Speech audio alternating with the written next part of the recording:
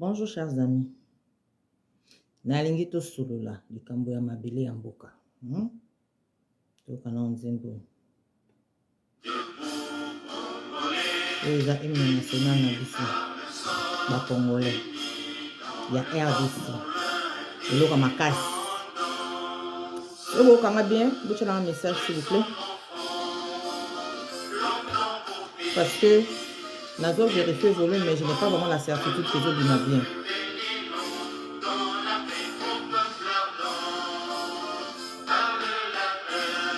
Congo.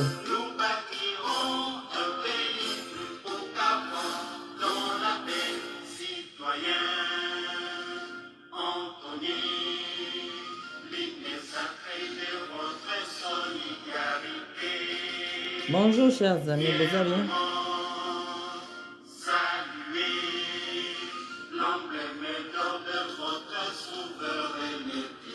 Congo. Congo.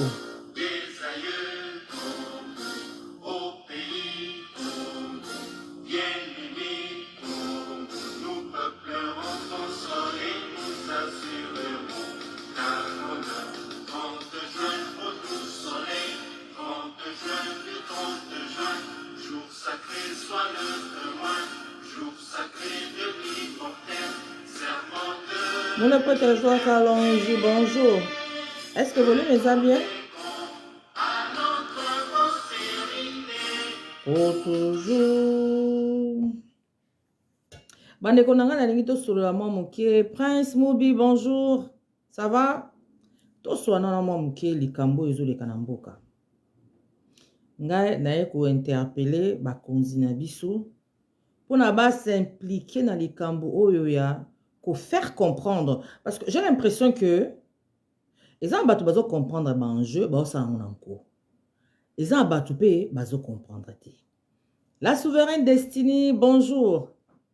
Bande konanga za batu ba comprendre. Moni dans la vie hein, surtout dans la vie publique, ça veut dire l'air obimi na famille na bino, obimi na ndako na bino, vie à libanda.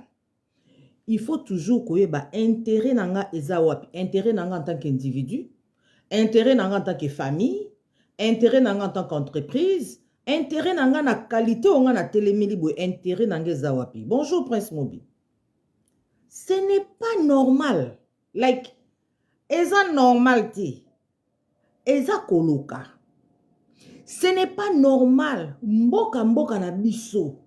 Mais soko ki na ba réseaux sociaux, batu bazo condamner mboka, batu bazo finga gouvernement, batu bazo seka chef de l'État, ba Congolais. Ndeko nanga eza liboma. Soko yebaki te koza na liboma, je suis venu t'informer qu'ezali liboma. Benga médecin na yo oya soignaka yo, zwa rendez-vous kende kotala o solola ne ba docteur ndenge ozomona nga bozomona nga ndenge nini. Ndeko nanga eza liboma po esalema nulle part. Nalobi esalema nulle part.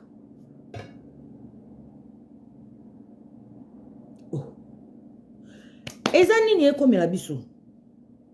Il y a des gens qui disent ah, Chilomboye wana kendaki kosolona na Kagame tse, ça kende ko sekana Kagame tse, lelo bozolo ba relation na Rwanda eza mon cher. Tozo akaton, tomi documenté. Moi, j'aime beaucoup quand je fais une émission, je termine, les gens m'écrivent, et puis, bazotu nanga, mais maman dit makambo, loba kiwana, rappelez biso document.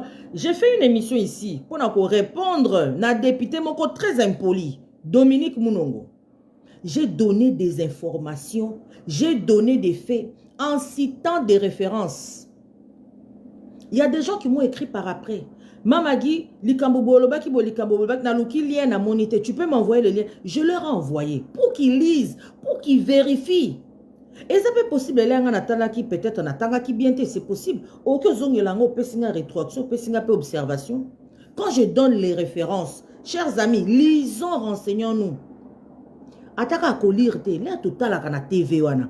Tout le monde a raté, tout le monde a raté. Guerre en Est, on dirait que c'est le manamboka moko boye, mais ça Congo na biso. Moi, ce qui me désole, et là que c'est un gars qui ma passe. Comment on a mutu ya maele, mutu ya maele, penza maele confirmé. Akenda ba classe ya minene atangi ta ba français milaina balena bala. Mais atelemi azo mami kabino makambo. Tu te poses la question, tu te dis attends. Ba pirater compte na ye to ye penza. Mais au moins non ye penza. Quelqu'un a écrit, un ami a écrit. Je tairai son nom mais il va se reconnaître. Ah combien le bio, voilà. Quand le Bunaganda a été repris. Oh voilà Ruchuru, il commence à tomber comme des fruits mûrs. Ah comment mon cher. Les fruits mûrs, hein, ça veut dire Mbouma ya côté là. Mbouma ya côté là na ba o ba fanda pembe ya banzete na bazamba ou bien bozana nzete na lupango na bino. Mbouma côté là ça veut dire ko ya yango moko, soit na mupepe, soit ba nyama ba écureuil, ba ndeke, nde ba tambla na nzete ka. Donc force moko intervention mo amukie puf. Mboume kwe. Donc na tunis ko ngabina image yo peso na compréhension na yo. Bato ruchu ba fanda raboye, allez pouf. Ruchu est commis sous le contrôle des rebelles. Ngabi bon, imaginons même par impossible que ce que tu dis là c'est vrai. Maman Thérèse Kolomoni Chiama, bonjour. Chiima, Limbisa, natangi na vitesse, Limbisa maman. Alice Didi, bonjour. Supposons que ce que tu dis là est vrai. Quel est ton intérêt que Ruchu soit aujourd'hui sous le contrôle des rebelles? Quel est ton intérêt? Ce n'est pas normal. Il faut te réformater makanisi na biso. Même batouana o bazo sepela na yola rozo koma babuzoba ya bongo. Bazo mono zoba. Oui, pourquoi bazo mono zoba? Po ozomi finga, ozomi yina, ozomi lingate.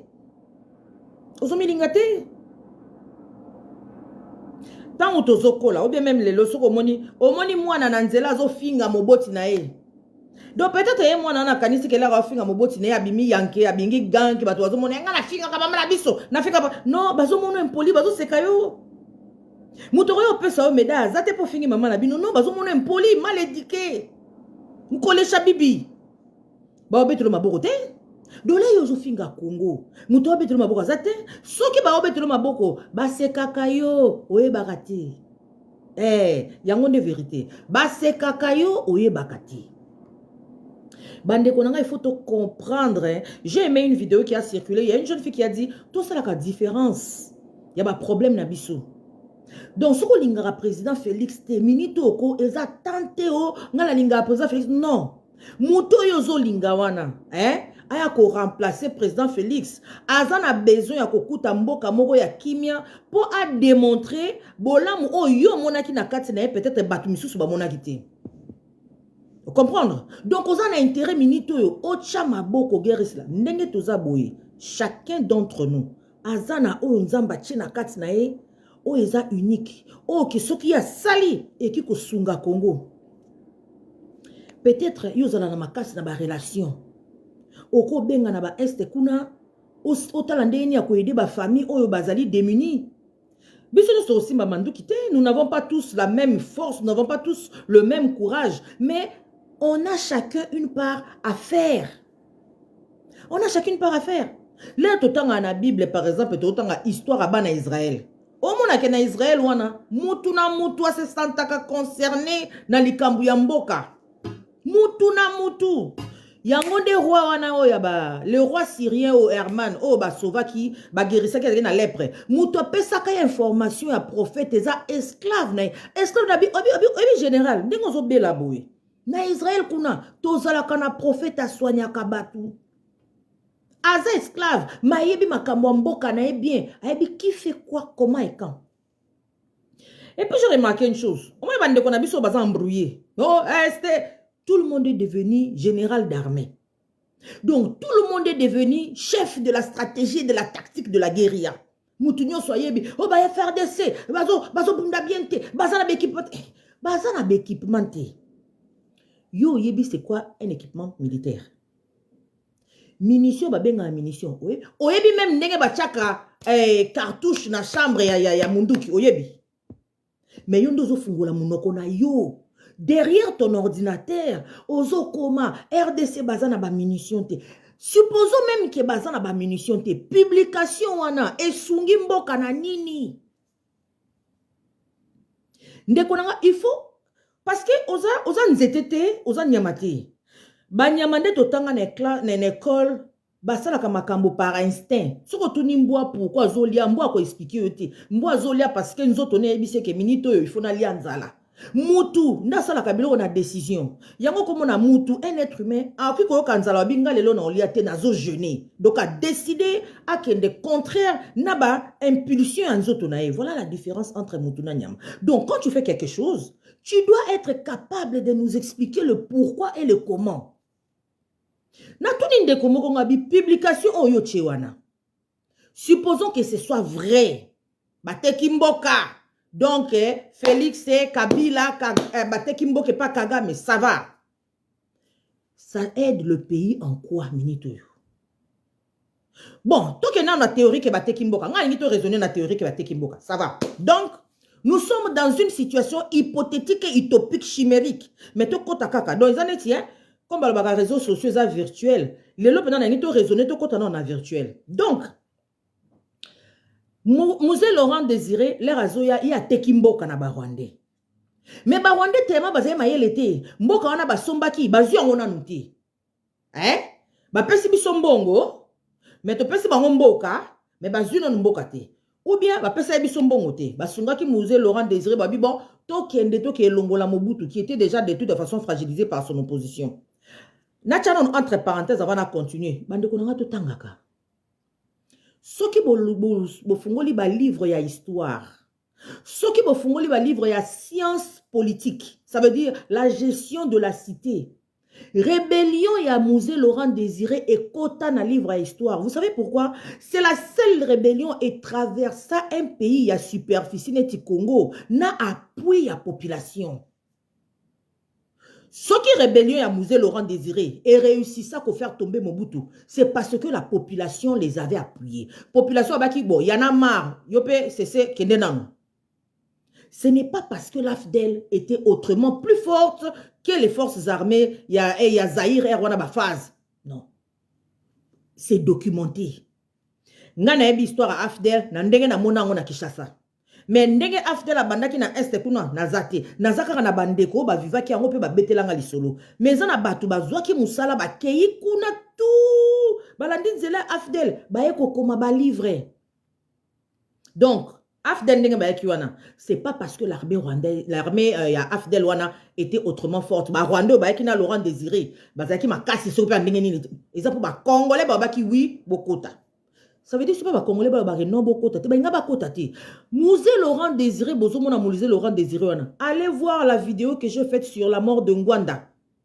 Abanda rébellion depuis 1964, na bangomba kuna ya ba ewa bora na ba akota ti Kishasa te poani.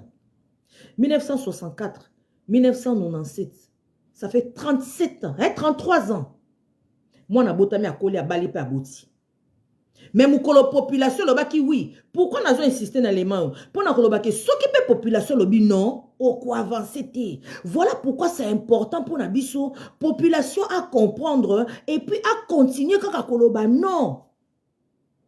Jusqu'aujourd'hui, ba rebelle wana bazo palangana tepate pana bangomba kuna parce que population azo continuer kolobano. Bien sûr, na kati ya population za toujours na batumo ba bunga nzela bazo ke collaborer na ba rebelle pour bazo wela mbongo, peut-être ba pesa ki mbongo, mais majorité pe na population ba lingité yango nde bazaka ka place bazakuna. Donc ceux qui to continuer boye, to lobi non, ba ko avancer pété, ba ko reculer. Nazonga siko na hypothèse on a proposé bino. Tout ça ce qu'on a kata hypothèse hein makambu ya virtuel. Do ba Rwanda ba ye. Na Musée Laurent Désiré. Ba bundisi Mobutu. Mobutu akimi. Musée Laurent Désiré apesi bango mboka mais bango bazwiti.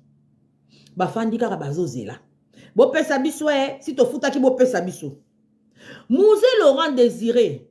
Alobi bien les images sont là. Facture nabino eza combien pour na bozonga? Etienne Tshisekedi aloba ba image ezali. Je suis allé voir mon frère. Je lui ai dit renvoie ces gens-là chez eux. Zongi sa ba Rwanda pa na bango. Mission ba yaki kosala ekoki.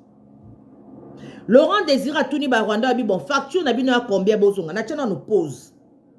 Toza toujours na hypothèse na biso chimérique. Ce qui Laurent Désiré, asalaka ba accord na ba Rwandais.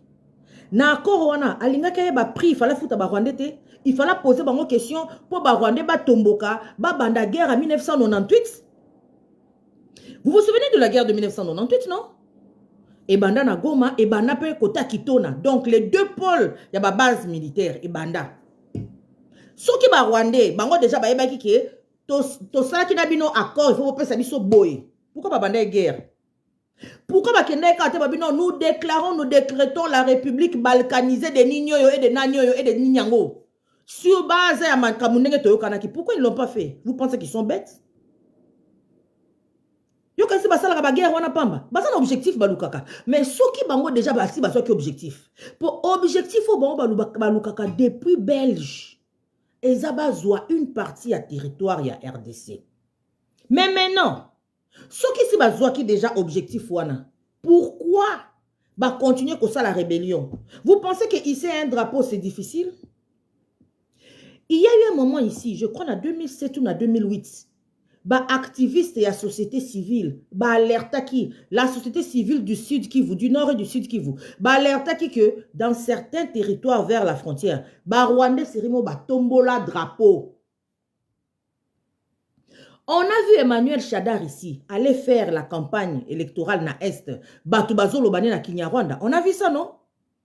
Et là, on a bango, va ça l'administration, bakomi pe na poste, bakomi pe na ministère na bango, il y a affaires étrangères, bakomi pe ça batwa visa, ale yaka na ruchuru, kende zonga. Et là, on a zangaki. Puisque bazo on a munduki, bazo on a ayant droit na bango pour te telekila ki bango. Donc, biso to sala ki accord, Musée Laurent Désiré sala ki accord. Ya côté ka Congo. Azu o ya zaki nango besoin aide ya kolongola Mobutu mapesi Congo te. Bazu sikoyo ba bomi Musée Laurent Désiré. Ba bomaye biso nyesto eba ba bomaye akufa na ndako na ye to mona pe matanga ba boma Musée Laurent Désiré. Bazu Joseph Kabila ba tchena pouvoir. Mwana ya Musée Laurent Désiré. Donc mokitani ya tata na ye. Comme aza mokitana tata na ye, aza na continuité ya makambu ya tata na ye. Comme aza na continuité à makambo tata na ye, ça veut dire il faut payer ça lupangu oyo tata na ye asi atekaki pour tout de suite dozwa mbongo en termes ya aide militaire pour na kolongola Mobutu. Kabila ye afandi 18 ans akoki ko pesa lupangu wana te. Ba Rwandais bakotaka kaka neti ba rebelle na mboka na bango moko oyo basomba na maboko ya Musée Laurent Désiré selon ba accord soi-disant oyo ba nyonsologo na biso na ba généraux na biso d'armée ya Facebook oyo ba yebi. Kabila Joseph akoki ko pesa bango lupangu te. Basali rébellion RCD ba yeti na Kinshasa. Souvenez-vous, on a eu le gouvernement à 1+4. Donc, un président, 4 vice-présidents. Bah, chef, il y a un groupe rebelle. On avait ici Zaïdi Ngoma, chef, il y a RCD Goma. Vous savez pourquoi Bachaka Zaïdi Ngoma, chef, il y a RCD Ngoma? Vous savez pourquoi? Bande Konanga tous informaka. Guerre ya Mikolo, ils sont sous guerre de Bando Salana, 1930-1940. Au moins en 1930, Hitler pouvait s'élever, Azu armée nae inde na Pologne na attaqué bino. N'to sale pe rien. Si ba français ba kenda ko kana ba américain ba sala autant ba ke ba libérer ba ye ko sala Nations Unies. Ndenge ba monde ezoko évoluer, makambo pe ezo évoluer. Ba to monde kaka biso monde to sala Nations Unies. Nous avons pris certains éléments de souveraineté des États to pesi aux Nations Unies. To lobi yo Nations Unies. Comme vous allez représentant Batunyonso, vous avez supposé que vous allez neutre. Tale la rabiso makambu ya kimia na kati ya mokili. Nations Unies bazu basali Conseil de sécurité. Yango mona ba pays nyonso so ba na problème ba kindaka na Conseil de sécurité. Pour ba yebi importance ni biso bato mokili to pesa Conseil de sécurité. Parce que Conseil de sécurité wana, ceux qui boke kotala na charte ya Nations Unies. Bazan a droit. Il y a un pays les plus puissants, ba armée, ba kende de force dans une partie du monde où ba moni que la paix est menacée. Mais ils ont net mesure il y a dernier ressort. Mais bazan a droit. Conseil de sécurité bo mona wana, ba travailler kana ba bengaka un comité des états généraux. Comité wana ya ba états généraux, je crois des états généraux, les états majors, je peux me tromper des termes, mais c'est un comité en États-Unis na kati Chine na kati kuna Russie na kati kuna Nani na kati. Dans déjà États-Unis, hein, je crois Londres, bazan na kati, et un autre pays, j'ai oublié. Mais États-Unis, Chine, Russie, misa toana ba na kati. Ya ba état généraux wana ba pesa ka ba arme bo kende ko attaquer. Yango moni tata wana Bachar al-Assad. Depuis a la guerre, muto a bougé te. Pour ici le bibo ke nulle part. Aza na conseil de sécurité, aza pe na ba état wana généraux. C'est pas parce que la Russie est le pays le plus fort du monde. Mais parce que dans ndenge to sala ba accord na mokili et puis ça bat un certain droit et puis ndenga za na bombe atomique. Biso siko au Congo, qu'est-ce qui s'est passé? Il faut tout remettre bato na contexte. Nazo sala non entre parenthèses puis na rozonga kaka na chimère na biso na tiki yango te. L'ère guerre et bandit na est. Souvenez-vous très bien. Laurent Désiré l'ère guerre en 1998 et bandit Laurent Désiré Lobaki le Congo est agressé. Laurent Désiré Ebisara biso la paix se gagne dans les cadres ya guerre et ya agression. Tokena na guerre agression na mutu andima biso te. Oui, pourquoi mutu andima biso te? Parce que bamoni babi Laurent Désiré, yo lobi bazo agression, na ngazo agression. Ah les Rwanda m'agresse. OK. La ki se biso bananye ba obunda na est. L'air abandi ko zo batu ba obunda na est ata la boye RCD. Na nyango mukolo nango Zaidi Ngoma babi oyo Rwanda to congolais. Ah non mais vous voyez ça un congolais vendu babi non. Oyo yo Zaidi Ngoma. Yebisa biso aza Rwandais to aza congolais. RCD Goma chef nango muto simba makambo mbongo nani tambwe mwamba babi oyo aza Rwandais to aza congolais. Oh non mais babi a memze. Yo zolo baba Rwandais ne bazo attaquer yo mais quand nous voyons sur le terrain les gens qui sont en commande les batunayo bande kona biso ba congolais pona lokoso to tekimboka tambwe mwamba za wana yebi. Tambwe mwamba baluka kaya na Belgique non akindaka te poani. Ayebi pourquoi balukakaye makambu ya salela azaki na nous responsables ya RCD comme on a pris des Congolais comme des pions, on les a mis là-bas bandimi pe yango nde théorie na biso ya guerre et agression et avança kati. Or na niveau ya conseil de sécurité l'air yozo koloba koza na théorie ya guerre et agression, ça veut dire que on est en train de mettre en jeu l'intégrité territoriale. L'intégrité territoriale, ça veut dire l'intégrité des frontières. Et ça, un des principes de base des Nations Unies. Ceux qui ont des frontières, ils ont menacé, ils ont attaqué, les pays mususu baza na obligation. Yakoya kosungaye. Yango bomoni autant. Na courage nyonso. Bazolo ba tous les jours na télévision que tozo tinda ba arme na Ukraine. Parce que Ukraine, ils ont guerre d'agression. Doute moko ezati. Russie a agressé Ukraine. Mais biso na Congo, qu'est-ce qui s'était passé? Nous disons nous sommes agressés. Mais quand on va aller voir à l'Est, les groupes armés sont dirigés par des individus qui sont d'origine congolaise. Yangonde Bande qu'on considère toujours comme une rébellion. Or, la rébellion est une question de souveraineté interne. Yangonde au monde la rébellion, ils ont un code pénal, ils ont infraction. Pour il faut mboka na bino ba kangayo ozali criminel ba tchao na prison. La rébellion est une question de souveraineté interne. Mais qu'est-ce que nous avons vu? Na série wana makambu ya rébellion. Ba yeko bomela biso Laurent Désiré. Bazui Joseph Kabila Bachi. Mais nous avions un président qui n'avait pas les soucis du pays. Il n'avait pas les soucis du pays. Bazui ba rebelle, ba kena bango kuna na Sun City ba keno kosala dialogue intercongolais. Na salle la kibino vidéo a on a expliqué bino comment est-ce que ba mai ba silika ba tout oyo ba pesa ki ba RCD Goma les plus de pertes ça ba mai. Mais quand les rebelles sont venus à Kinshasa, on a sciemment, volontairement, délibérément mis les mai à l'écart. Bazu ba rebelle ba kena bango na Sun City ba pesi bango ba poste ba zonga à la Kinshasa ba mi retrouver na gouvernement na ba HRPT les mai étaient fâchés, ils étaient perdus ba mai ba zongi ba continuer bitumba. Donc la machine était mise en place pour bitumba et zalakaka parce que bitumba wana servait des intérêts extérieurs aux intérêts de la RDC. Makambo onazolo bana inventé te. Vous pouvez vérifier. Vous allez vérifier comment? Ba mikanda ezali. Bo kende kaka nanzela mukuse. Allez chercher la vidéo de Mamadou Ndala. Ba bomela biso Mamadou Ndala. Basala na nous cimetière Mamadou Ndala ti.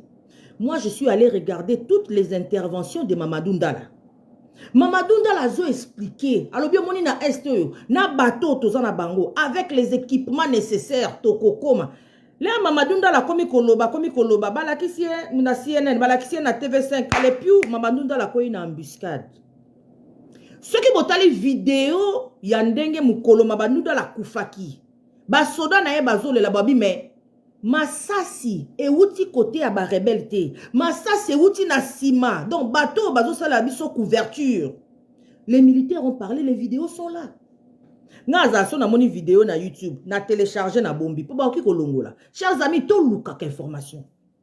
Moi je n'étais pas là quand Mamadou la se battait. Nga na zaikuna na fronte. Ba soda ne ba omo bazolela mabondu. Babi mas nani bo sali bo epona nini. Massa se utaki na sima.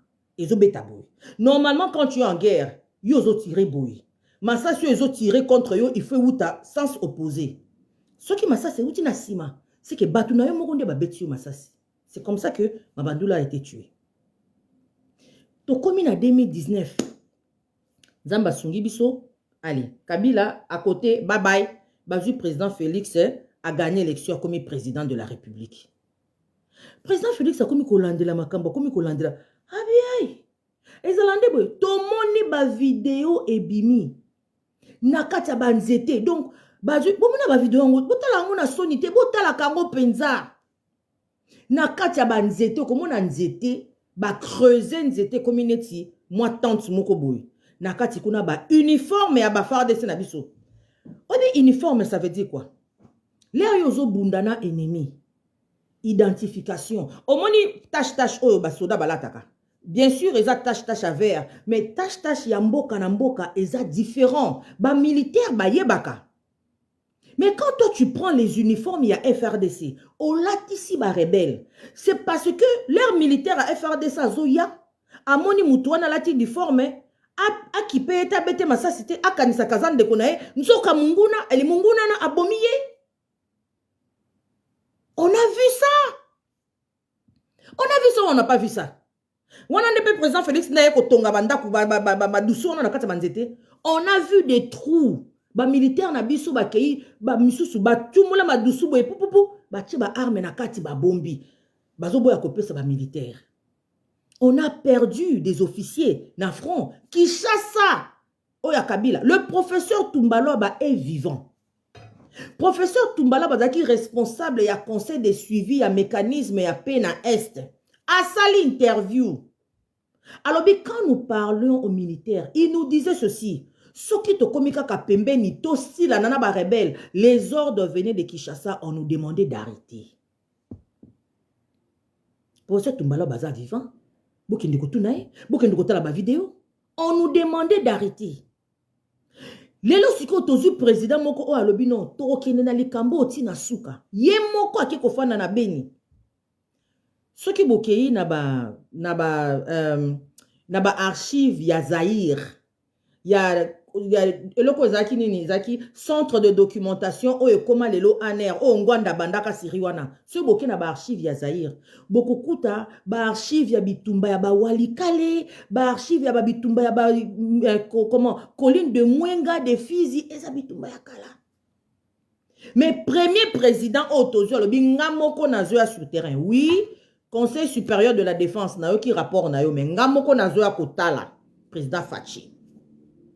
Il y a des gens qui ont même osé. Journaliste Moko Azalaki, elle a reçu un bashing sur internet. Abi président Fatia qui suri kuta kufa. Akena esta kena kufa c'est la nini. T'as la niveau. Ya mutema mabi. T'as niveau. Donc indokize sur obomba na te comme il y a vis-à-vis. Soko kende kufa. Mais c'est le seul, le premier président Bingamona qui na est na mona. Président Fatia qui na beni a fandi na ba peuple bazoa ko yebise makambo boye. Il y a un jeune ici qui a parlé, nous avons vu le jeune qui a été malmené par les policiers. Alors ceux qui ba jeune bazo landa ba rebelle on a président Fatia deux fois parce que Moussa les a été et l'autre les a mais la province de orientale a été malmenée depuis quand? Pendant longtemps ba infrastructure ezate bozupe ba société za ki kuna bobomi Sotexki, bobomi. Okimo esalaka or, bobomi. Université de Yangambi ezalaki kosala bilanga kuna bobomi. Boke kobenga Obasanjo aya bando salela biso bilanga awa. Na yata. président Fatia qui a fait na Est, a qu'il se rendre compte. Effectif au Babimisi la Kambongo na gouvernement. Il y a 21 000 militaires. Lokuta monene. Oh, Mugutoloba, lokuta monene. On n'avait pas 21 000 personnes. Est-ce que vous savez le coût d'un militaire? Ce qu'on dit soda moko, azana tenue. Soda, azana babotine. Soda, azana beret. Soda, azana munduki. Soda, azana masasi. Ok. Soda, azana membre ya garnison. Donc, quand on fait la dotation, il y a des militaires en tant qu'unité, bah ça la la dotation à garnison. Ok, garnison, au besoin peut-être autant de militaires, bah qu'on peut s'abîmer peut-être 10 roues, hein, 10 roues, bien on souligne. Bah char de combat, bah on peut s'abîmer peut-être 10 roues, 5 ou 4, boyna boy. Garnison, c'est qu'on a 4 régiment. Vous comprenez? Ce qu'on a 4 régiments, bino régiment, on a besoin d'autant de garnisons. À raison de autant de militaires par garnison. Donc, bino, tu repères ça, bino, autant de mortiers, autant de babazooka, autant de Satan 2, Satan 3, mindu qui n'y a pas bino, boye, na 4. Donc, ils ont selon effectif. Et tout ça là, c'est de l'argent. Boye, bisi, biso, na parlement, que tu as 21 000 soldats na Est. Je n'ai pas les chiffres exacts. Mais naïbi que le président Fatia Zolongwa kuna na Est, alobi, ba militaire ce n'est même pas la moitié de ce chiffre-là qu'on m'avait donné. Donc 21 000, moitié nango zali 10 500. Donc si ce n'était même pas la moitié, donc ils avaient peut-être 10 000, 9 000, combien on avait? Mais est-ce que Boebi, pendant 18 ans, Mbongo ebimi combien? Est-ce que tu as raisonné? Lorsqu'au président Fatia Bibon n'a pas état de siège. État de siège, je vous avais expliqué ça ici dans la vidéo. Loi à état de siège, où tu n'as parlement en 2019. Loi à état de siège, c'est loi à Kala.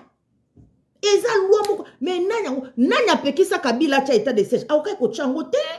Parce que intérêt na yeza te ke guerre wana si là. Intérêt neza bandeko na ye wana ba ya ba Congo, ba ya ba dondo kuna intérêt na yeza ici là te. Comment voulez-vous un gouvernement pendant autant d'années, aux autres sont baba armes, mais guerre aussi la terre, ils ont dérangé na yope, ils ont dérangé na ngope yote. Kabila est parti na Benikuna non, na 2017. Ba olola ye. Kabila égorgeur, ba olola ye. Kabila ici, il est parti ba olola ye.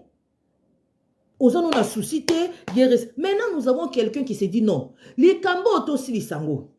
Président Fatia Longwe Awa a vu ministre de la Affaires étrangères Lutundu Lale. Inde, baké nani Nairobi. Pour Rwanda, Burundi, tout ça va bien bon négocier. Président Fatia n'a pas de problème. Boya tout ça là pour parler. Rwanda oh non, ngai bon voilà, ngai kutu makamba M23 wana talingate, ngai nde na landaka ba FDLR bazakuna. Pour la première fois, nalobi bien, je répète, bon noter pour aller vérifier. Pour la première fois, Congo et Tuni Rwanda, localisation à ba FDLR ezali wapi. Po biso tozana bitumba na Este, tozana bitumba na Ituri, na Beni. Omoni Ituri wana, na Beni ezali nord-est. Ba Ituri ba Beni toza déjà na nord-est. Donc, mutu oyaza na Ituri na Beni, na mutu oyaza ba côté à ba Goma, côté à ba Bukavu kuna, ce n'est pas le même territoire. Yebisa biso place ba FDLR na yo wana bazali. Comme ça biso totinda ba FRDC ba côté wana ba kende ko kanga bango. Oh, bazakuna wapi?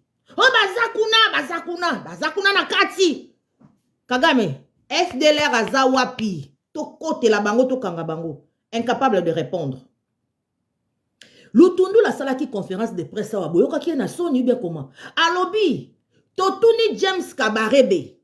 James Kabarebe doit répondre.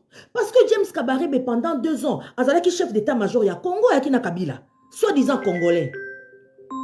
Soi-disant congolais. Donc, ayebi Congo, ayebi pe Rwanda. Batuni James Kabarebe.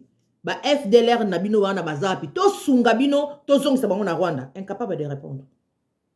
Mais nous, la RDC, on leur a dit, mais biso, to moni ba militaire rwandais, na sima ya ba M23. Baza place boye. Bazong et pas nabino. Po baza abisoti. Fin de la discussion. Réponse contradictoire ezalaki te. Surtout qui première fois poser bango question ana. Et vous savez l'impact de cette déclaration ana yango nde tozomona lelo tala. Baninga makambo mboke esale maraneti makambo ndaku te. Ata makambo ndaku eza mokolo te mobali aluli mwasi le même jour abali. Eza mokolo te mwasi azuize minda aboti. Non. Makambo ezwaka temps po yo mona manifestation. Oyo tozomona lelo bengani Karega wana ezali résultat ya ba déclaration à président Fachi na Kenya. Et il y a des gens qui ont le courage dans toutes les na luki terme na monité mais il faut dans toutes les imbécilités possibles. Oh kasi akendaki ko tambula kuna na Kenya kendaki ko sala nini? A connaît pas à demander. Nous ne connaissons pas tout tous. Oyo yebite otuni.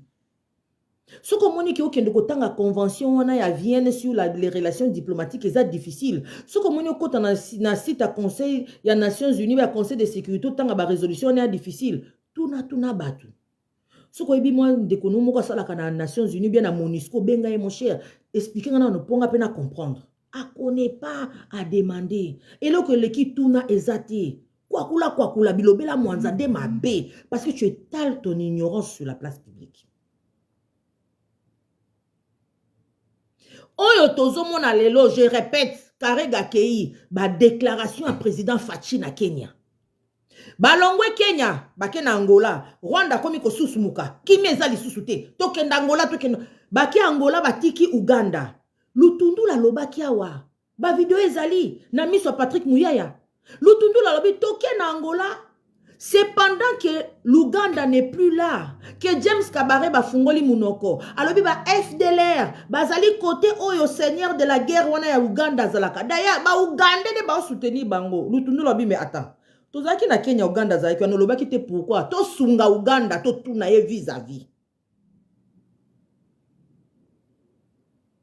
Masolo nyonso na bandaye kosala. Basali na Kenya, basali na Angola. Ya masolo te ke yo ya ki chéri eza secret. Non. Ba rapport ezali. Rapport wana batindi yango na conseil de sécurité. Babino on a fait nos devoirs. Comme des pays responsables, des pays souverains, to kutani entre biso na ba organisation ba mboka na biso ndenge eza wana to sololi tala makambo ebimi. Il y a des évidences que les M23 sont soutenus par le Rwanda. Mais il n'y a pas d'évidence de la présence de FDLR sur la République démocratique du Congo. Alors nous demandons aux Azali Congolais, allez, bye bye, kende zonge pa na bino. Le Conseil de sécurité n'avait plus aucun autre choix. Baye kozwa résolution pour demander à tous les groupes armés étrangers, ya kozonge pa na bango. Quand ils ont nommé les groupes armés étrangers, en commençant par les M23, na cha stop, na fungula entre parenthèses. Ndeko mo lobi Kabila nani Chilombo pour comment massa na bango Chilombo dirait camarade na bango mobe même pas de respect anzambe na ngai congolais oki kozala en désaccord na mutu mais le respect doit demeurer. Le respect que tu donnes aux autres est une indication du respect que tu penses mériter. Ngai sabino na page na ngana ngofinga batute pas parce que je ne sais pas c'est quoi les insultes, non, parce que je me dis si on a fini imbécile aux autres c'est pas imbécile. Mais comme on a lingi ba finga ngati, alors je me réserve. Donc nazomi peu sa dignité, nazomi batela. Donnez-moi juste un instant. On a yamba po bana eza urgence sur moi na bengi. Je m'excuse. Donc je reprends. Ceux qui ont finga mutu, ils s'exposer à l'insulte. Mais ceux qui ont éviter ba insulte, ils ont obligé ba tout ba respecter eux. Ozo oblige. Moi il y a des gens c'est sûr que soit mon mutu nangé pesa wango kanda donc ako finga mais ko ya jamais ko lobango na page nanga parce que je ne te donne pas cette opportunité là de venir m'insulter. Au finga na mutema no ti mutema no ko pola bisi ba kusu etalio. Tu viendras jamais le faire sur ma page parce que je ne le tolère pas. Mais bah tu me sous bana facilité impolitesse. Oh Chilombo mulundebe de ton ami en tout cas bref. Moutouma la bio Chilombo a négocié tous les jours na ba M23 ay makambo a négocié na tuni ngabi. Est-ce qu'on yebi objectif ya M23? Yebi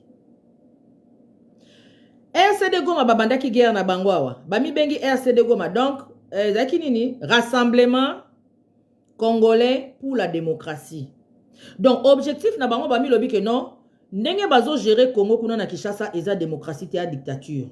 Biso tozo linga to kende ti na Kinshasa, to longola bokonzi wana, po biso nde to gérer, po biso nde bakolo démocratie, RCD.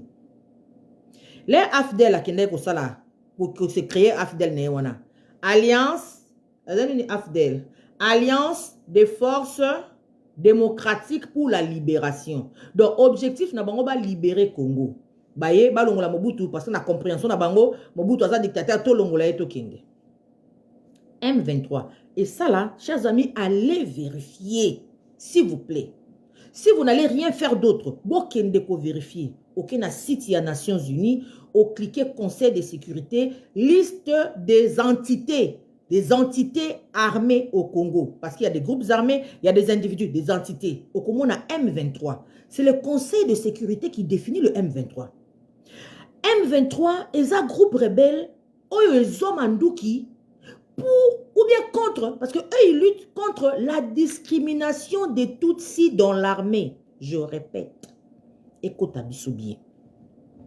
M23, nege ba bomaka batuana, nyonso wana pona nini ba Tutsi ba kota na armée. J'ai posé la question une fois dans une rencontre, j'ai dit mais Botangela biso ethnie moko. Le Congo a plus de 300 ethnies.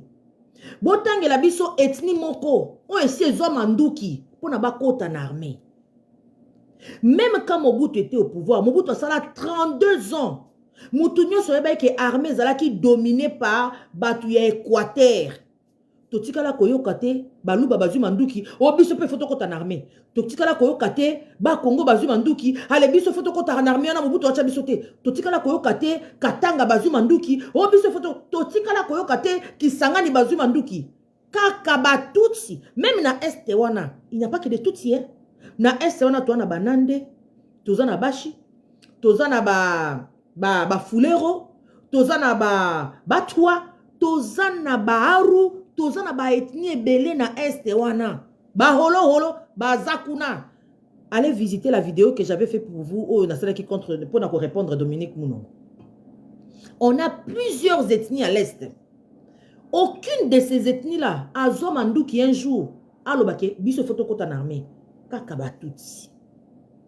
Et ça ne vous dit rien. Yonde sikoyo ofandi okumisaka groupe armé à modèle wana. Yo kanisi M23 zo bunda pona ba kolongola Chilombo. Oyo yo benga Chilombo wana. O kanisi M23 azo manduki pona wa longola Chilombo.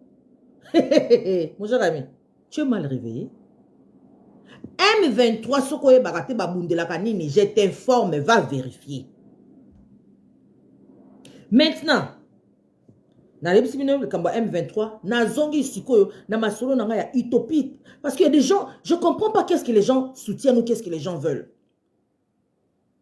Les loyaux, les États-Unis ont condamné l'appui du Rwanda au M23. Les loyaux, Conseil de sécurité, ils ont condamné l'appui du Rwanda au M23. Ça veut dire que le paradigme a shifté.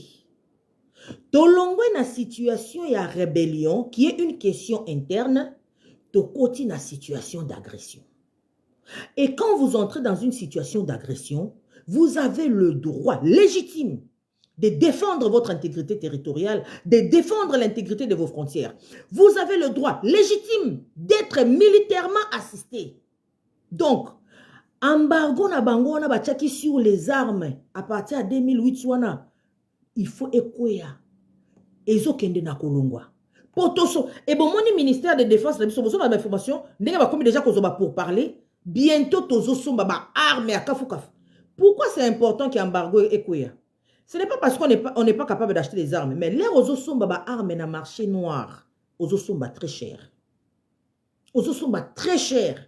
C'est mieux que Somba armes na voie moko conventionnelle, na voie normale. Comme ça te revient moins cher. Les Ozosomba armes auprès d'un pays. Au moins, contrat ba pays ba salaka. Tu ne payes pas tout en cash.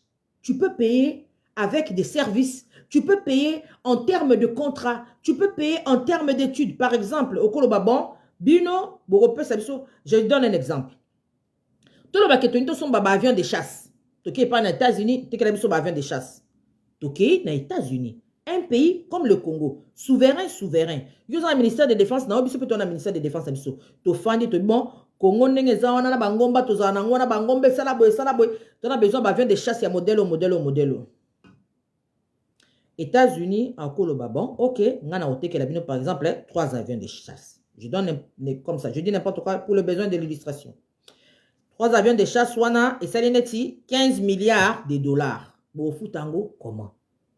Congo, le bon, ça va, États-Unis. Yo sikoyo, nengo zawana. Si yo on a ma compagnie, bah ça la maintenance, il y a un barrage. Oh oui, bon, ça va.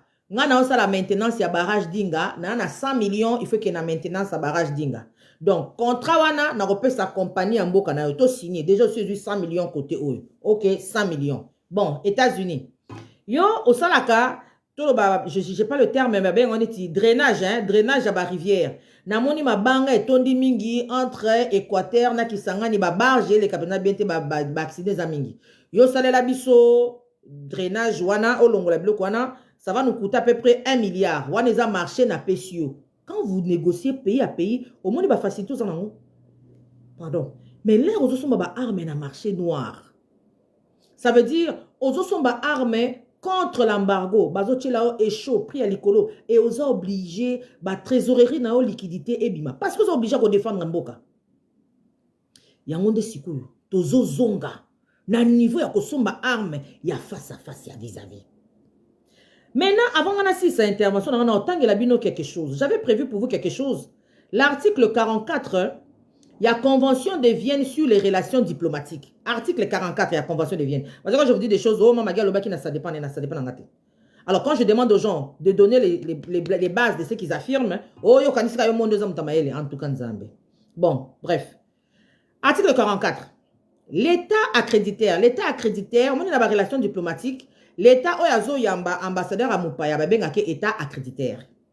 État oyazo tinda ambassadeur na mboka muninga babengake l'État accréditant. Ok? L'État accréditaire doit, même en cas de conflit armé, accorder des facilités pour permettre aux personnes bénéficiant des privilèges et immunités, autres que les ressortissants de l'État accréditaire, ainsi qu'aux membres de la famille de ces personnes, quelle que soit leur nationalité, de quitter son territoire dans le meilleur délai. Il doit en particulier, si besoin est, mettre à leur disposition les moyens de transport nécessaires pour eux-mêmes et pour leurs biens. Pourquoi on attend cet article?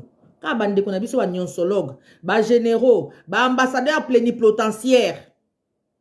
Namoni déjà le lobazo koma. Eh, bobengani Vincent Karega kasi ambassadeur wana bokangi na nute boka aka. Quand tu affirmes ça, mutu mususu azwine tango tangati. Après ça ka confiance. Aleki atali amoni ke yondo publie yango. Abi ah, donc ba sali gaffe. Il fallait ba kanga ambassade ba kangite. Mais toi quand tu as affirmé cette affirmation-là, que le renvoi de l'ambassadeur doit automatiquement être suivi de la fermeture de la mission diplomatique. Tu as eu ça où? Il faut nous expliquer. Il y a un ambassadeur plénipotentiaire, il y a Facebook général. Viens nous expliquer diplomatie na yo. Tu as eu ça où?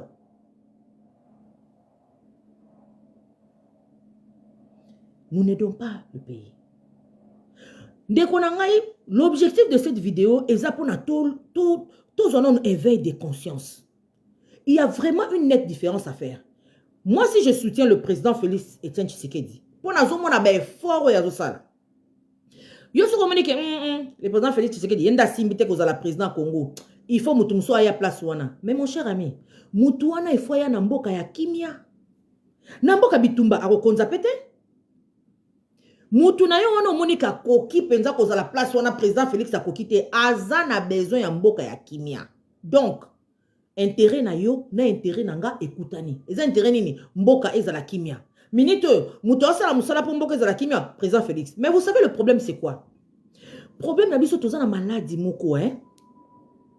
Toza na maladie ya égoïsme. Pourquoi je parle de l'égoïsme? Égoïsme côté la biso ba congolais et ça la kabiso certains, parce que moi, je n'ai vraiment pas cette maladie-là. Je suis vraiment désolé, là. Je peux avoir d'autres maladies, mais pas celle-là. Et ça, les Congolais, Moussoussou, et ça, la Kabango, pas si. Soka monike, likambo ya malamu salemi, batu bako betela ndeko wana maboko. Pourquoi ba betela maboko? Pourquoi? Yenda yeko si sagia rango este, pourquoi? Ah, ndeko nanga. Moïse a yeko bimsaba na Israël, basala 400 ans. Si na sala vidéo mona tuna bino, bois sûr na 400 ans wana. Mouto meka ki ten Égypte, na ko bimsaba na Israël. Batu ba meka baza. Mais ils ont échoué. Les gens qui ont Moïse, yo kende bimisa bango. Moïse pas qui a bimisi bango. Lelo si lelo comment la Bible c'est Moïse. Est-ce que ça enlève le mérite à ceux qui ont essayé de faire avant? Moïse, on a tout le temps dans la Bible, il n'a pas travaillé seul. Il a travaillé avec Josué, Aaron, Myriam. Mais on parle beaucoup plus de Moïse. Donc, ils ont ma passi. Les gens qui les gens présents Fatchango d'azo réussir. Fatchango ko to kanisa kike a ko réussir na été. Toloba ki a un diplôme te. Il a fallu que ndaka des chèques en échec. Comment zo kende ka de réussite à réussite. A longoli mabunda a changé majorité dans l'Assemblée nationale sans coup férir. Négociation. To kanisa ki awa que il dépend de son lieutenant, de son agent, Kabound. Soka longoli Kabound, il sera par terre à travailler. A longoli Kabound a continuer kaka. Ah ça la kandenge nini. Ah non. Il faut échouer. Satisfaction na yo, eza que président Fachi a échoué. Mais on se bosse en aké. Président Fachi a travaillé pour la famille na été, a travaillé pour la Congo. Donc là où lui il va échouer, toi en tant que Congolais, tu perds. Parce que c'est le Congo qui perd. Comment tu as la corrélation en athée? Moi, je suis du Kasaï. Mais j'ai de la famille à l'Est. J'ai des amis à l'Est. J'ai des jeunes avec lesquels je travaille qui sont à l'Est TCN, avec Joseph Mundek et les autres. Il y en a tout le monde à noter, mais tout solo laka tous les jours. Ata kutu na mona bangote, ata na solo laka na bangote. Soko monika ga ebembe ya mutu, il faut ça le passer. Ebembe d'un être humain, il faut ça le passer. Il y a des gens qui se sont donnés comme mission de tuer nos frères et sœurs parce que eux doivent être sous les drapeaux. Bango faut pas côté en armée, de faut pas boma batu.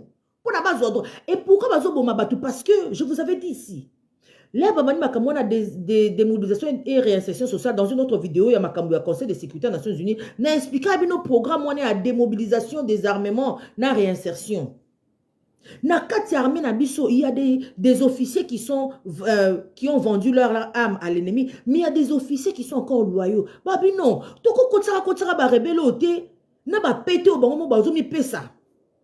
To vérifier que pété égale compétence militaire. Des places où on a ce M23, bah comme il y a M23 oyo, Louindula, Aebisa Kibiso, président on a qu'un avec mais M23, bah si là en 2012, bah outi wapi.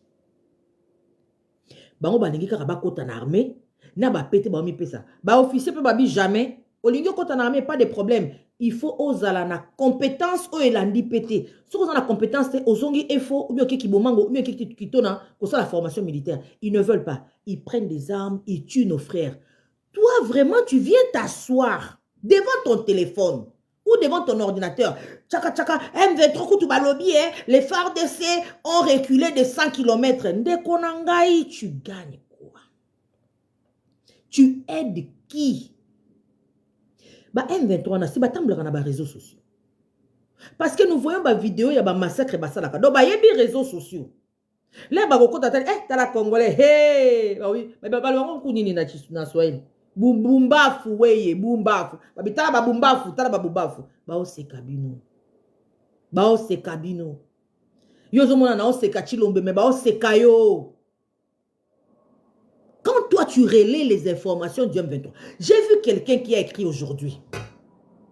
Oh, le porte-parole adjoint du gouvernement rwandais a dit ceci. Ozo Kopanza, information à porte-parole du gouvernement rwandais. Pourquoi? Pourquoi tu utilises la plateforme que tu t'es créée sur les réseaux sociaux pour propager des informations négatives contre ton propre pays? Tu aides qui? Tu gagnes quoi? Tout le monde qui est américain, l'air Trump a été candidature, comédien, c'est un fou. Parce que c'était la deuxième fois qu'il a candidature en 2016. Trump a gagné l'élection à l'équipe. Malgré que les Américains, c'est le pire président qu'on a eu. Mais Trump, les Américains doivent protéger. Parce qu'Azali, head of state, président de la République, chef de l'État, chef. Trump a aucun déboé. Trump a dit que aloba talate, aloba kipate, ma fou. Ministre Affaires étrangères, yoya ka obongisa. Secrétaire of State, yoya ka obongisa après. Bako komana ba journaux na bango contre. Mais soki comme il banda na mokili. Aussi ma président na bango te. Aussi ma président na bango te. Trump a en Canada, pardon, a sali déclaration contre le Canada, le que premier ministre na biso aza faible. Ba Canada ba tombo ki ba américain ba lobi mutolo bazate. A chef de l'État, head of state. Asi a lobby. Aloba etikala pa aloba. Akenda na G7 kuna kaka pembeni na Poutine. Babi longo pembeni na Poutine on a tolinge tabi jamais oh masaranga kaka pembeni na Poutine. Mais ils l'ont protégé, chef de l'État. Pour baebi ke soki scandale et lati Trump et lati Mboka. Botala le loba scandale et belé comme contre Trump. Je pense que c'est le président qui a été poursuivi le plus. Même Nixon ou Watergate balanda e boité. Mais comment poursuivre les lots à longo na bokonzi. Donc on a ce ko yela e ko simba lisusu Mboka te. Eza makambu ya yena famille na yena bambongo na zala kanango. Mais pendant kazalaki na makambu ya ko gérer Mboka, bazo protéger ye. Ba européen babi c'est un fou, ba américain babi oui, fou na biso tondimi as chef de l'État. Yenda gagné l'élection. Mais zaka na Congo, ndoko kuta congolais afandi. Azo tchape ba emoji ya koseka. Bowela ki koloba ki on a récupéré Bunanganda. Ruchuru yango wana est tombé. Mon cher ami. Mon cher ami. Moi, soutenir le président Félix. Natikala kolia et pas na été. Afuta kangate. Je fais mon travail. Je prends soin de ma famille. Je gagne ma vie. Yo, oyinaka président Fachi. Au moins, na été. Donc, nangana yo na niveau ya relation na président Fachi. To andenge moko. Ozo sepela ke Ruchuru est tombé comment? Expliquez-moi d'abord ce sentiment-là. Et sengo wana ezo uta na organe nini ya nzoto na yo. Na mutema, na foie, na rein, to na pancréas. Eh bon, oui, c'est qui koloba Bunaganda. Ruchuru est tombé. Toi, ça te fait de la joie. Comment? Tu es fou. Mon cher, peut-être oyebité. Au moins, ni liboma, balobara muta liboma, ya mona ke bisonye sonde to ma boma yenda za bien. Oza fou.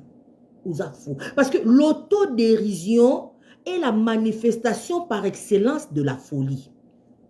Je répète. L'autodérision. Oh, biso ba congolais baloka biso. Mon cher ami, nga baloka ngate, yonde baloka. Nga baloka ngate, mes parents, bazawana, grâce à Dieu, ba ebisanga ke nga baloka ngate. Je suis béni et ils me bénissent tous les jours. Hey.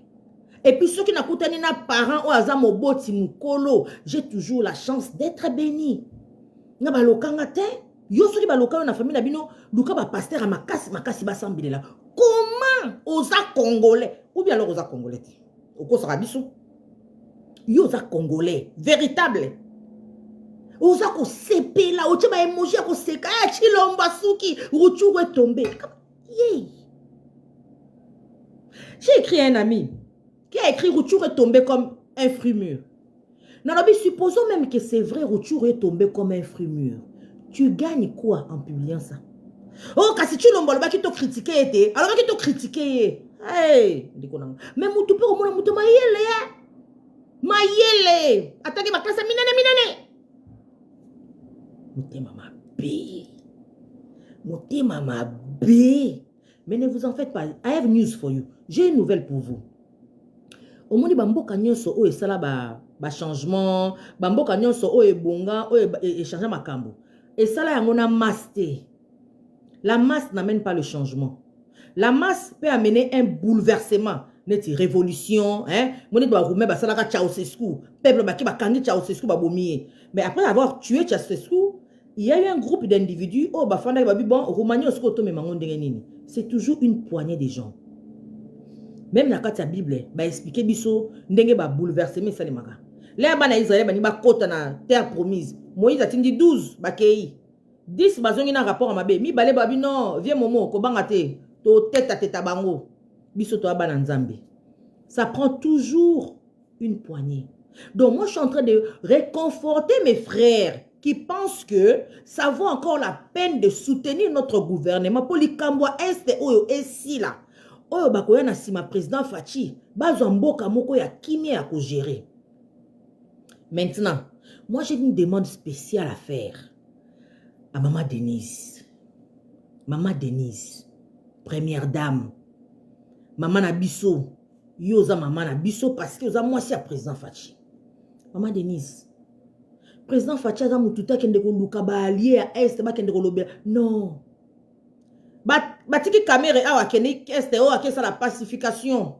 Mais makamba ke kuna azonga bi ay to négocier na ba M23. Pourquoi? Pourquoi il faut négocier pour l'intégration armée? Intégration armée ba négocier kangote. OK qu'on négocie gestion ya mboka. Oui, pour les politique. Armée za mapinga ba négocier kate. Où tu as les capacités, où tu n'as pas. Na armée ba bengango ba inapte, où tu es apte, où tu es inapte. On peut pas négocier intégration ba armée. Caméra zongele biso a intégration. Maman Denise, yoza muto este. Maman Denise, yon de faux éléments au kendara ko porter message à président Fachi na Est. Maman Denise, vous en a droit. To mona Michelle Obama téléma sa la campagne ya Barack Obama. To tanga na histoire. Ba guerre, ba conflit ebele et si la pona batu ba sala peut-être ba alliance ou ben nini, hein, ba alliance de mariage. Ça veut dire que France ezaki na guerre na Angleterre, ali ba sali ba alliance. Alliance bis yoza mutu na biso, ale biso pe tozu mutu na bino. Et celle qui est bitumbesili. Bande ko na biso Est, baza très manipulé. Ba information ezo circuler ya ndenge na ndenge. Bazo intoxiqué bango mitou, on leur fait croire que à Kinshasa, on n'a pas le souci de ce qui se passe à l'Est. Maman Denise yoza mutu akuna. Maman Denise tellement yo yebi ba moni ni yo ko utiliser ba mo oyo ke soki ko na mato ya bato ya Est ba ko ba wana tondimi pour alobeli biso. Vous savez, une langue, hein, une langue véhicule toute une culture. Ndé na loba na lingala bu so yebi singa na loba vidéo na français na loba ngo la même chose te. Poza makamusu so bima na lingala wa na français ba terme ko ya ko zanga so yebi singa na sa na anglais et que bima pendenge moko te. Langue na langue eza na ndenge bimisaka message. Maman Denise, nga message nangiza na sengi yo Maman Denise. Tala na staff na yo, tala na organisation na yo, Maman Denise, telema, oko kende kuna, osolola na ba mama. Ba mama wana ya basi ya ba chef coutumier, ba mama wana basi ya ba gouverneur, ba mama, oki ko kende même osolola na ba mama ya ba militaire, na camp militaire. Oluki camp militaire moko boye place ezaki ya kimia, ok, ba staff na yo ba ko organiser visite moko parce que yo ko ya otiki message ale bango moko ba komi propager message mais ba mona oye kuna na kombo ya papa na kombo ya mokonzi ba mona ke oh mais oza muto Est elle comprend notre langage, elle comprend notre souffrance, elle vient nous donner le message outi na source na origine et outi pas mokonzi ya mboka. Maman Denise wana demande on na salio. Vous avez moi chef de l'État, vous avez première dame, vous avez maman ya nation. Maman Denise Téléma. Maman Denise organisait descente. Organiser rencontre. Naba maman wana Est. Naba papa misusu Est. Kende kolobe la bango. Po yo yebi munoko ya kuna. Yo uti kuna. Yo za mwana na bango. Oza lelona président Fachi. Premier conseiller à président, ils ont la première dame. Yo nous a premier conseiller à président. Maman Denise, zo li kambwana aussi. Ngana na demande mususu na zo sala na ministre ya enseignement. I'm back with this for you. Thank you. Thank you, lovely. Isn't it cold? Isn't it cold? Is it what? Cold. Well, I did Thank you. one here for you. Thank you very much. You're very kind, sweetheart. Excusez-moi. Ministre et enseignement. Maître Tony. Mon mentalité est bandaka sur le banc de l'école. Biso to okola toza fier bazo bisa biso que le Zaïre est le cœur de l'Afrique. L'Afrique est comme un revolver. Aussi, na gadget, wana le cœur de l'Afrique, ils ont le Zaïre. Et le cœur. Et ils ont confiance, na fierté. Il faut enseignement dans Mboka échanger. On n'a pas le temps. Enseignement. Ces enfants-là qui sont sur les bancs de l'école, avant, il y a la faculté internationale de nionsologie, où nous avons des généraux d'armée, des ambassadeurs plénipotentiaires. Il y a comprendre. Beaucoup de temps, ça va en classe. Ata une fois par semaine, cours, il y a éthique, na civisme. L'amour de la patrie, ça s'apprend. Je répète. L'amour de la patrie, ça s'apprend. Ce n'est pas un amour naturel. Makile ko ganga nango. Mais ce bongo se kendaki, makile o ganga me volume ekozala na se. Volume penza ekozala na se. Botala même na Bible batunyo so ba makile ganga. Moïse a grandi dans la cour du roi. Moïse a grandi chez Pharaon. Pourquoi Moïse a kenda ko beta soldat bando beta israélite? Moïse ba kolisa na mama na ye. Pendant 3 mois, azo melisa c'est Moïse. Oh yo mabele ozo mela ya ba israélite ko bosa na toza israélite. Moïse. Samuel, Anna ke kotika Samuel et pas Eli. Anna fandi 7 jours. Azolo bela Samuel oza mwana na ngai. Li bonza ya nzambe na ye kotika yo awa. Osel lankolo. Pendant que bana ya Eli, bazo détourner ma bonza, bazo sa ba désordre nyonso. Samuel a détourné te pour maman na ya lobela ye. L'amour de la patrie, ça s'apprend. Apprenons à nos jeunes. Comme ça, ba nyonsolo go bazo luka ba vu, bazo luka ba yebana na YouTube, e ba yebana na Facebook, oh ye nyonsologue international, ambassadeur plénipotentiaire, général, étoile, CP6 étoiles, CP10 étoiles. Ba fa na onye. Maître Tony, il faut urgemment kende ko zo ba rapport à ba état généraux ya enseignement ezalaka. Sangisa ba inspecteur et enseignement. Na administration na biso ya Congo, nous avons des compétences. Bossa la plan, comment est-ce que un mini cours ya éthique na patriotisme, bobenga ngata civisme, et kota na bekol, ko banana 4e année, parce que 4e année, moi, na 9 ans, 10 ans. 9 ans, 10 ans, babenga on a droit l'âge de la raison. Donc, moi, na komi ko comprendre ma kambu. Bo expliquer bango ti na suka. L'amour de la patrie, hein, ça s'apprend. Omoni ba Rwandais nde bazawana. Rwandais nyonso oyo aza tutsi. Ayebi ke soki nga nakutani na mukongoliza ou bien kongomani, il faut nazala na ye kole serré na ye banini azo sala. Po soki makambo azo sala ezo nuire plan na biso na takle ye. Mais biso ba congolais toza distrait. Tolingi, hein, ngai nde ba mona ngai. Je vais vous raconter une anecdote. Tofani na Canada awa. Toyoki sango Justin Trudeau azo kende na Rwanda. Réunion ya Commonwealth. Commonwealth, c'est qui réunion na Bangokuna na Rwanda. Justin Trudeau a kende parce que le Canada est un pays membre de Commonwealth. Nous avons une structure fédérative ici qui regroupe toutes les communautés congolaises du Canada. Toi, un représentant, nabiso président, nabiso zawana, to chaki wana président, ba voter na conseil d'administration na yepe bazawana ba notawa. Toyoki information que ba Rwandais ba se réunir ba ke komo na ministre ya affaires étrangères. Ba komelie ba pesie memo pour na ko se plaindre pour na escalade ya ba hostilité na est ya Congo. Donc bango ba bi guerre na est ya Congo ezo nuire ezo mema insécurité na Rwanda patati konso. Biso ba congolais toyoki to bi to tikate. To s'organiser biso peto que nous mon ministre affaires étrangères tout expliquer et puis nous on avait un objectif to que nous mon ministre affaires étrangères Justin Trudeau avant Kende. Tous les jours ici, le Canada a zoté les maladies. Il y a agression à Ukraine par la Russie. Agression à Ukraine par la Russie. Bon, ça va. Comme si le Conseil de sécurité a comme il faut reconnaître que Rwanda a supporté M23. Comme il y a Rwanda kuna.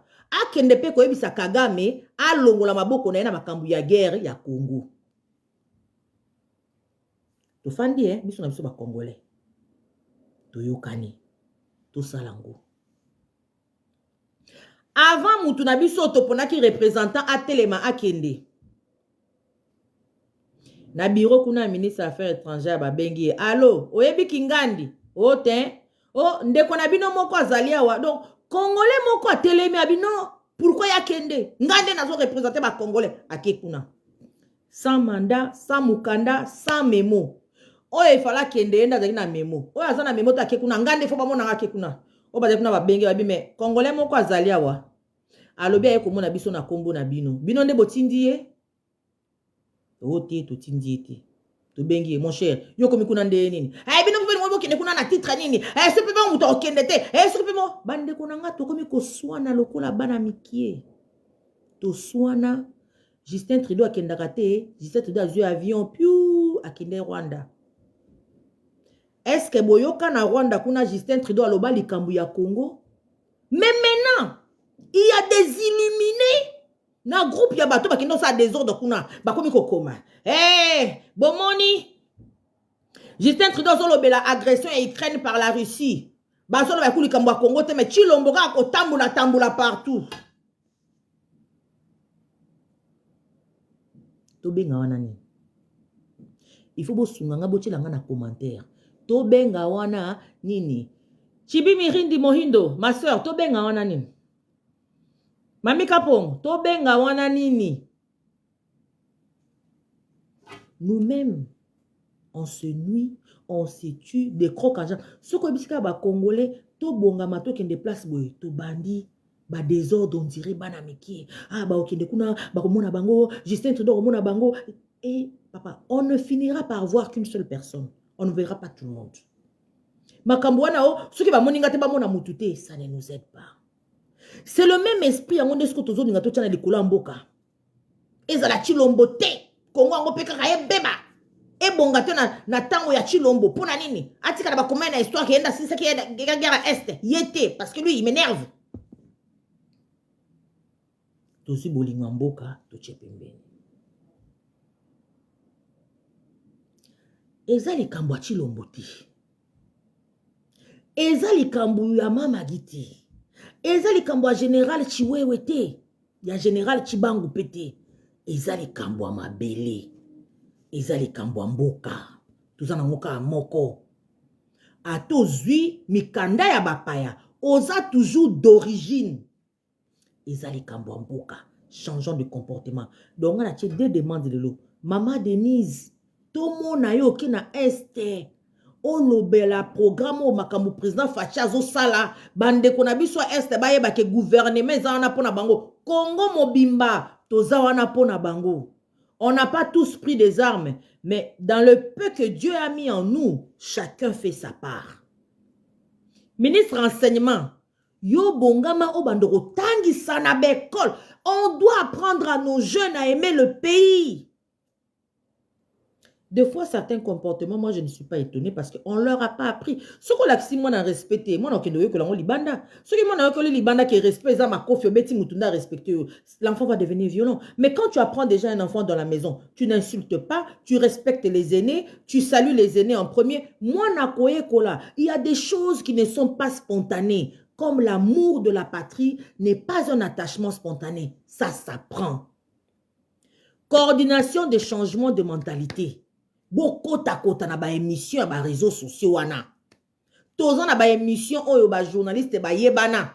Bokende na ba émission, profitez-en pour parler aux Congolais, pas pour leur expliquer les stratégies de guerre, non, pour na ko expliquer bango un individu un mutu. Comment tu dois te comporter par rapport à ton pays mboka na yo. Mutunyo sozalaka na mboka moko. Tu peux pas être né dans plusieurs pays. Na ba pays mususu bandimagata 4-5 nationalités. Mais bakotuno toujours. Ya origine eza wapi. En tout cas, chers amis, makamwa ingana kabla na binango pour na tambuli na ba réseaux sociaux. Na waki mutema pasi. Je me suis dit mais bato bazo koma makambo yo na yebi ki za ba congolais. Eza ba congolais ya ko douter te o ya tantôt plutôt. Non. Bazaba congolais confirmé, certifié congolais. Mais oki kozwati pona ina mama gi sa tête m'énerve, basuki na kataka wana ça m'énerve. Alors Congo non non non non non. Non. Je vous donne un autre exemple. Touti koleka Covid en 2020, bamboka nyo solika Covid.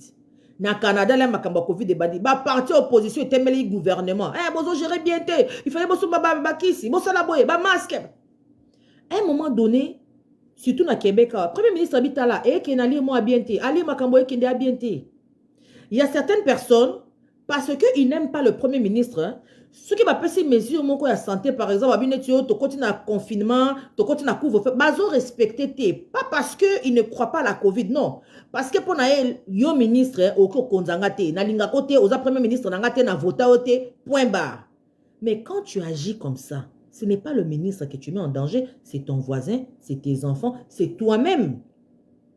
Premier ministre Koloba non abengi ba leader ya opposition ba chef ya opposition alobitala il faut que tout ça la bloque pour eux ils ont la santé publique santé na biso nyonso to peut ça communiquer na TV pour batu na biso va comprendre que situation ya Covid est grave ba chef pas opposition ba oui situation Covid est grave ba ça la communiquer pendant 2 jours premier ministre na ba chef ya opposition ba ça li communiquer na TV. Premier ministre à lobby à Silisi, chef et leader opposition à lobby à Silisi, deuxième leader opposition à lobby à Silisi, bandeko, to la taba masque, to respecter ma mesure barrière, Covid des oboma.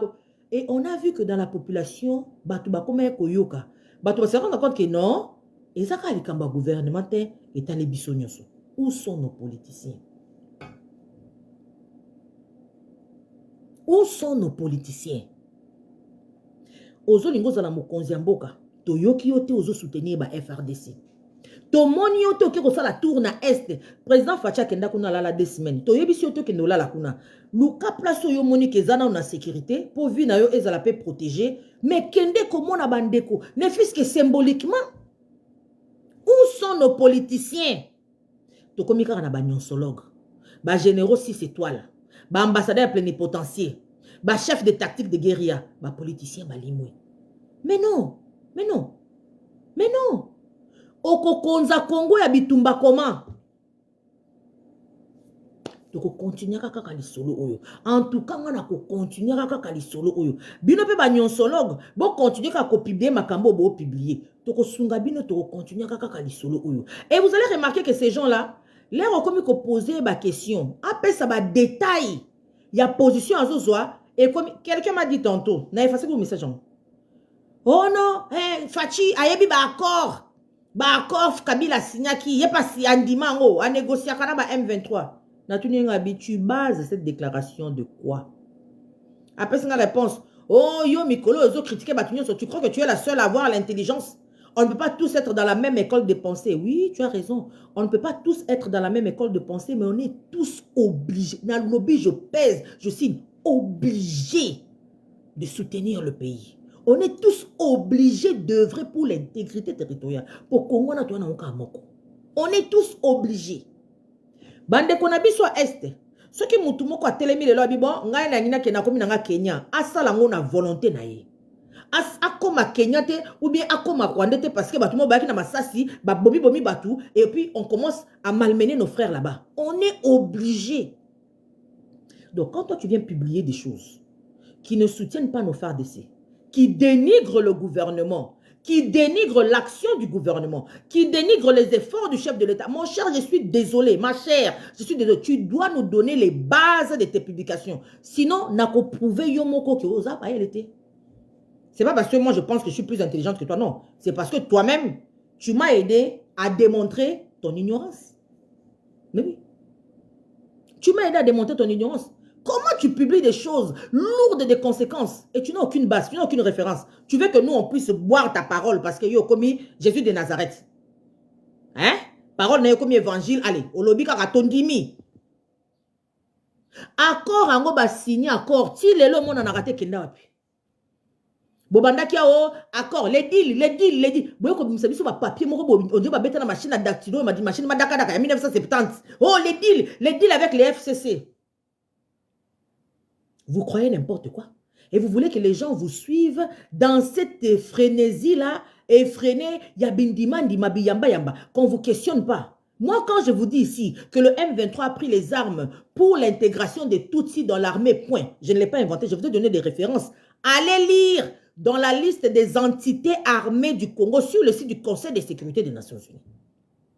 Quand je vous dis ici que Laurent Désiré Kabila, tout n'a pas rendu facture, ma vidéo est alite. Ma vidéo est allée. Je vous dis des choses, je vous donne des références. Toi, tu veux nous dire des choses, tu ne donnes pas des références et tu t'offusques quand on te remet en cause. Parce que toi, tu es qui? Parce que toi, tu es qui?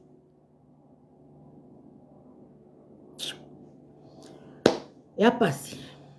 ya parce que mona bato bazana mayele boye bato abwanya ba ok na ebunga pour des intérêts égoïstes pour na osala ba vue bato ba mona yo après ce ba monyo siko o gagner manque d'objectif to sunga bino bato nti mangabo na koyaka kaka pe ko lobaka kaka soki pe osala motema pasi nde na soutenir président Fachi Congo Brazzaville place Karega Kekuna ils appellent à Congo ce peut kaka Kekuna oti ka peka congolais ninika. Chers amis, merci beaucoup pour votre temps. Merci beaucoup pour votre temps. Mais c'est un effort commun que nous devons faire. Ministre renseignement, bocha programme, batangi sakabana l'amour de la patrie. Bocha programme. Bocha programme, s'il vous plaît. Comme ça, les gens bazo kola. Les bazo komaneti, ba mon premier sama le konde bas bando kokamba kamamboka. Baeba, comment on doit agir vis-à-vis d'un pays? On ne trahit pas son pays. On ne trahit pas sa nation. On soutient son armée. Babengarango, les gens qui sont sous le drapeau. Drapeau bende les akaka moko. Balobi bende les koyati. Apprenons ça à nos enfants. Rappelons-nous ces choses-là. Et à kosungabiso na ba position na biso politique. Politique eza likambu moko. Mais mboka eza likambu mususu. Politique eza likambu moko. Mboka eza likambu mususu basakana na mabele te.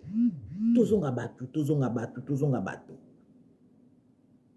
Bon, merci beaucoup chers amis. Tabita Moubiani, bonjour. Merci pour votre temps. Comme bomoni bana basiba outi classe bazongi, donc il faut na kipe bango. Nga bena na zoki temps. Na ko zoka pe lisusu temps na tikate. Oh, soutenir la président Fachi. Et alors? Après ça quoi dit et talibinoté. Ngai souci na zanango pona Congo, na zomo nango manifester na kati ya président Fachi. Mukolo pa okende. Oh pa koya bandi ko sala bakambo oyo ze ko rencontrer souci ya mboka ekende liboso. Na ko soutenir. C'est comme ça. Mais oyo eza minute à politique te. Oyo eza minute à politique te. Oyo eza minute à makambo ya mboka. Ceux qui bayebi si Ruchuru est tombé, toi aussi tu tombes sur tes genoux, tu invoques le Dieu du ciel et au balou ki otalina sala nini. Na encourager nani. Na benga wapi, na lobake le Congo est en guerre. Est-ce que vous savez que les Nations Unies, oh, ont quand même une déclaration anonyme, hein? Batu ba komaka na Nations Unies. Botu na batu bazana New York kuna. Batu ba komaka. Et ils ont des bureaux qui prennent ça très au sérieux. Au fandi okomi, ngai na za congolais, batake bande kuna biso, le Congo est agressé à Rutu, otindi kaka, ezui. Mais makambo ya ko fanda ko bande ko bikomela mwanza. Oh, bolobaki mingi, et on a repris bunanga na Rutu Rusiko est tombé. Qu'est-ce que vous dites? N'importe quoi. Oh, en anglais, bullshit. N'importe quoi. Aux Congolais, aux petits pays de Congolais, aux Osepela, aux Seki Petit na matin, retour est tombé. Soni pété. Nkele pété. Bien, on est ici là. Tu vas nous quitter la colonie de vacances na Est, on a bien, on est ici là. Tu continuer à s'encourager mutuellement. Tu s'encourager, tu peux s'en avoir information. Au moins, information, moi, bien faire des sobimisi. Yamabe au bombi. Tu peux pas faire le travail des rebelles. C'est quoi ça? Bon. Merci beaucoup, Baninga, pour votre temps. Bonsoir chez vous. Merci beaucoup. Aimons le Congo. On n'a que ça comme pays. Aimons le Congo. Ah, toi, au coma déjà français, au coma américain, au coma canadien, d'origine. Bako tunakayo d'origine. Ma belle n'a eu qui était, hein. Ma belle n'a eu qui